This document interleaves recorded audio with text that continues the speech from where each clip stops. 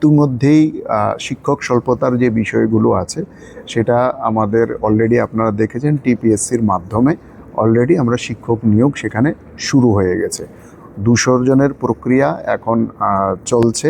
খুব তাড়াতাড়ি তার মধ্যে ফার্স্ট লিস্ট এবং সেকেন্ড লিস্ট প্রিপেয়ার করে টিপিএসসি দিয়ে দিয়েছেন। তাদের নিয়োগ প্রক্রিয়া সম্পন্ন হয়ে যাবে এবং আরও প্রক্রিয়াধীন আরও 201 জনের টিচার নিয়োগের প্রক্রিয়াধীন আছে।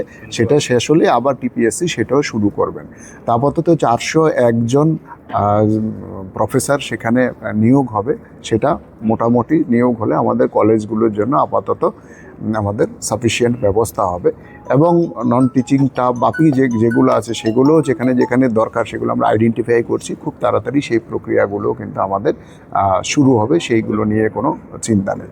যেখানে আমাদের ওমেন্স ইউনিভার্সিটি এবং টেকনিক্যাল ইউনিভার্সিটির বিষয় আছে সেটা তো বিল পাস হয়ে গেছে, এখন আরও কিছু প্রক্রিয়াধীন আছে।